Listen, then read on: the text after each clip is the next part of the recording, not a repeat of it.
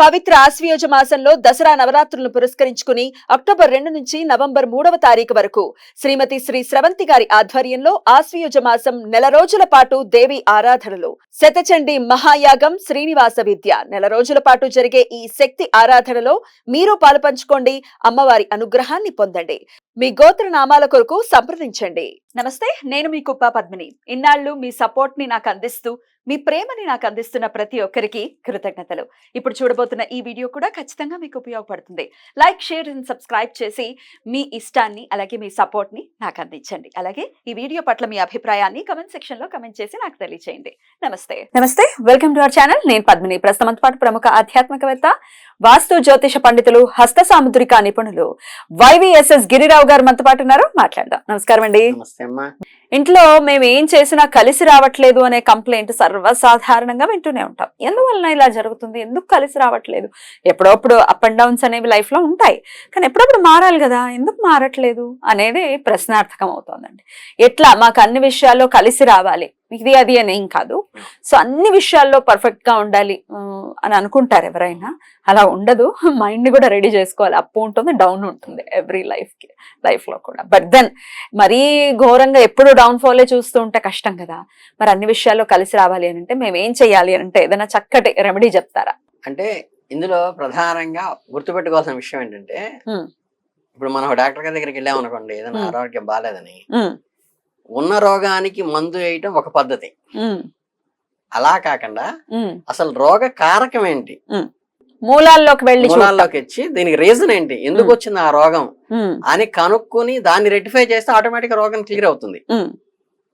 అట్లాగేంటంటే మనకి కలిసి రాకపోవటానికి, నిరంతరం ఏదంటే అడ్డం కొట్టడానికి, ప్రతిదానికి ముందుకు వెళ్ళకపోవటానికి కారణాలు అనేవి రకరకాలు ఉంటాయి.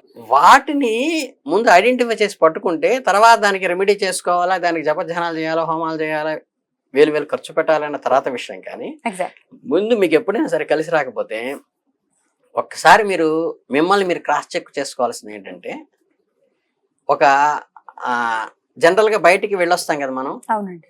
బయటికి వెళ్ళి రాగానే చాలా మంది అంటే మగవాళ్ళు చేసేటువంటి పని ఏంటంటే, రాగానే అలిసిపోయేస్తారు, బయట తిరిగి వచ్చేస్తారు. అలా వచ్చి ఆ సోఫాలో కూర్చుండిపోయి, లేకపోతే హాల్లో అలా కుర్చీలో కూర్చుండిపోయి, అమ్మాయి కాస్త నీళ్ళు ఇవే, కాస్త అలిసిపోయి వచ్చాను, కాస్త టీ పెట్టివే అని అడుగుతారు. అది దోషం. ఇంటికి రాగానే బాత్రూమ్కి వెళ్ళి కాళ్ళు కడుక్కుని, కాళ్ళు చేతులు మొహం కడుక్కుని మాత్రమే మీరు ఏదైనా పదార్థం స్వీకరించాలి. కానీ బయటి నుంచి వచ్చి ఎంత అలిసిపోయినా సరే కాళ్ళు కడుక్కోకుండా వచ్చి హాల్లో గానీ సోఫాలో గానీ అలా కూర్చుండిపోవడం అనేది దోషము. మార్చుకోవాలి అలవాటుని. అది ఉందా లేదా గమనించుకోవాలి. ఇప్పుడు అపార్ట్మెంట్ కల్చర్ లో ఉంటున్నాం కదండి, లోపలికి వచ్చిన తర్వాత కానీ కడుక్కునే పరిస్థితి లేదు. ఇంకా లోపలికి వచ్చేసినట్టే నెగటివిటీలో మనతో పాటు లోపలికి వస్తున్నట్టే కదా. ఏదో ఒక వెసులుబాటు మనం చేసుకోవాలి. నేను జనరల్ గా మా అపార్ట్మెంట్ లో మీరేం చేస్తారు? ఏం చేస్తానంటే, మనకి ఓవర్ హెడ్ ట్యాంక్ ఉంటుంది కదా, ఓవర్ హెడ్ ట్యాంక్ నిండిపోయిన తర్వాత ఒక పైప్ నుంచి నీళ్ళు బయటకు వస్తుంటాయి. అవునండి. అదేనా? అవి పడి టపటపటా సౌండ్ వస్తుంటే మోటార్ ఆపుతారు, వాచ్మెన్ గానీ ఎవరిని ఆపుతారు. మేమేంటంటే అపార్ట్మెంట్ పెయింట్స్ వేయించినప్పుడు 20 లీటర్ల డబ్బాలు ఉంటాయి, ప్లాస్టిక్ డబ్బాల్లో వస్తుంది. అది ఇచ్చిన తర్వాత ఆ డబ్బాలన్నీ వీళ్ళ బాత్రూమ్ లో పెట్టుకోవడానికి వాటికి ఉపయోగిస్తాం కదా. అటువంటి ఒక డబ్బా తీసుకెళ్లి ఓవర్ హెడ్ ట్యాంక్ లోంచి ఏదైతే నీళ్లు పడుతూ ఉంటాయో నింపుతారా, అక్కడ పెట్టిస్తాను. అది పెట్టించి ఏం చేస్తానంటే, అది ఆటోమేటిక్ గా ఈ పడినప్పుడు శబ్దానికి ఆపుతారు. ప్లస్ ఏంటంటే 20 లీటర్ల డబ్బా నిండి ఉంటుంది. నేను ఆఫీస్ నుంచి ఇంటికి రాగానే మా అపార్ట్మెంట్ లో కూడా నేను చేసేది ఏంటంటే, కింద నేను ఎప్పుడు కూడా ఈ లెదర్ షూస్ అవి వేసుకోను. ఇవి కడుక్కోవడానికి కంఫర్టబుల్ గా ఉండేవి, కడిగినా పాడైపోయినవి మాత్రం వేసుకుంటాను.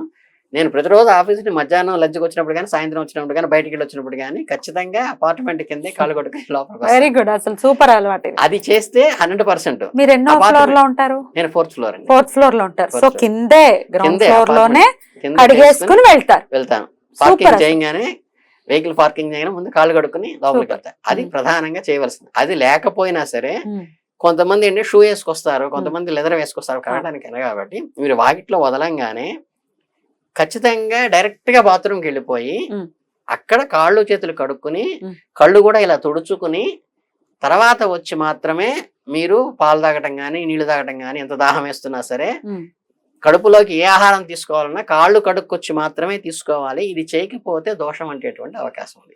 సింపుల్ టెక్నిక్స్ ఇవి యాక్చువల్ గా. Simple technique. కానీ దాంట్లో ఇంకా మహాదోషం వచ్చేది ఏంటి చెప్పంటారా? ఈ సోఫాలో కూర్చోవడం, కుర్చీలో కూర్చోవడం ఆర్డినరీ. మంచం మీద కూర్చుంటారు. మంచం మీద అసలు కూర్చోకూడదు బయట నుంచి వచ్చి. అదేంటంటే నెగిటివ్ ఎనర్జీ ఎక్కడి నుంచి వచ్చినా టక్కని పట్టుకోవడానికి చాలా ఉండేటువంటి మంచం అనేది ఏంటంటే నెగిటివ్ ఎనర్జీ ఒక మ్యాగ్నెట్ లాగా పనిచేస్తుంది, సాగుతుంది. మీరు బయట నుంచి ఏమైనా దోషాలు ఎక్కడెక్కడ తిరిగి వచ్చి అంటే రకరకాల రోడ్డు మీద వస్తుంటాయి, రకరకాలు జరుగుతుంటాయి. వాటి మీద నడిచి వచ్చినప్పుడు అంటే ఆ ఈవిల్ పవర్ అంతా మీతో వస్తుంది. అది మంచం మీద కూర్చోగానే టక్కని అట్రాక్ట్ చేస్తుంది. అది తొందరగా వదిలించుకోవడం కష్టం. అందుకని ఇదొక దోషం. రెండోది ఏంటంటే మీరు ఎప్పుడైనా సరే మీకు కలిసి రావద్దు, ఒక్కసారి వెళ్ళి ఇంట్లో అన్ని మూలలు ప్లస్ ఏంటంటే పూజా మందిరంలో, ముఖ్యంగా పూజా మందిరంలో ఒక్కసారి వెళ్ళి ఆ పూజా మందిరంలోకి వెళ్ళి చూడండి. ఆ మూల ఎక్కడో అంత బూజు పట్టి ఉంటుంది. తర్వాత పటాన్ని ఇలా జరిపి చూడండి.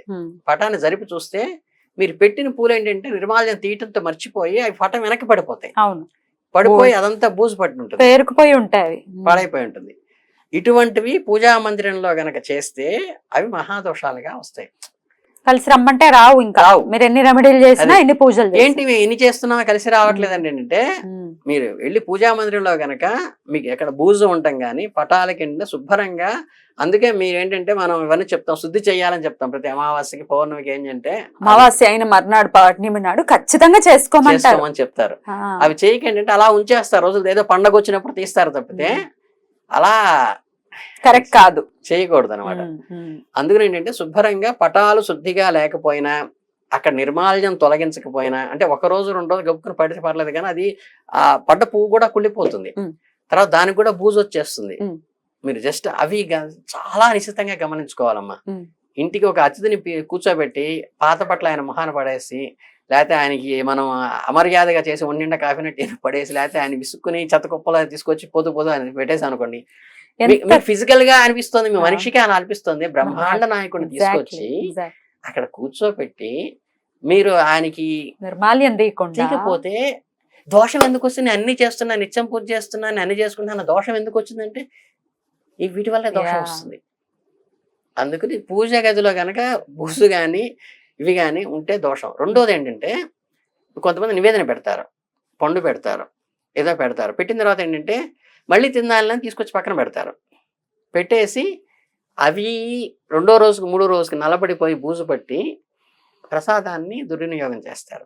ప్రసాదాన్ని పాడైపోయేట్టు చేయటం ఇటు మీకు సత్యనారాయణ స్వామి 5వ కథలో ఉంటుంది. ప్రసాద దుర్వినియోగం ఎంత పాపం వస్తుందని రాజుగారు వచ్చేసి యాదవులు తీసిన దాన్ని తినకపోతే వెళ్ళదు. అందుకేంటంటే మీరు ప్రసాదం గనక మీరు సత్యనారాయణ స్వామి వ్రతం ప్రసాదం కానీ లేకపోతే ఏమన్నా తిరుపతి నుంచి ఏమన్నా ప్రసాదం తీసుకొచ్చినప్పుడు ఇచ్చినప్పుడు ఏంటంటే వెంటనే తీసుకుని తినేసేయండి.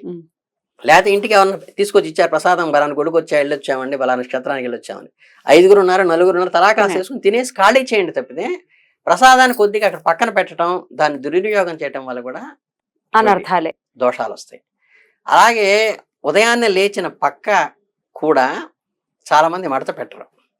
అట్లాగే పైనుంచి బట్టలు తీసుకొస్తారు, అపార్ట్మెంట్లో ఆరేసుకుంటాం, తీసుకొచ్చి అవి హాల్లో ఎదురుగా పెడతారు, సోఫాలోనో కుర్చీలోనో పెడుతుంటారు. డైనింగ్ టేబుల్ మీద వేసేవాళ్ళు కూడా లేకపోలేరు. అవన్నీ కూడా దోషాలు. పడుకున్న పక్కకి ఎత్తకపోయినా గానీ దోషం. అన్నం తిన్న కంచాన్ని ఏదో సీరియల్ వస్తుంటే కంచాలు అక్కడ ఉంటే మళ్ళీ పని మనిషి వచ్చినప్పుడు 3 గంటల తర్వాత 4 గంటల తర్వాత ఇద్దామని చెప్పేసి తిన్న కంచం ఎత్తకపోయినా దోషం. అట్లాగే మనిషి వస్తాడని మన 4గురు తింటా ఆయన కూడా వస్తాడని కంచం బోర్లెచ్చకుండా ఓపెన్ చేసి పెడతారు. ఇట్లా అలా పెట్టి ఉంచడం కూడా దోషం. మా బాబాయ్ చిన్న చిన్నవి ఎన్ని ఉన్నాయి ఏంటంటే ఇవి చూసుకోకుండా ఎందుకు కలిసి రావట్లేదంటే మెటికే కలిసి వస్తుంది. అలా కలిసి రావాలి, చిన్న చిన్నవే మార్పులు చేసుకుందాము. డెఫినెట్ గా అన్ని విషయాలు మన వాళ్ళకి కలిసి రావాలి అని మనస్ఫూర్తిగా కోరుకుంటూ చాలా చక్కగా వివరించారండి. కృతజ్ఞతలు. నమస్తే. చాలా సంతోషం.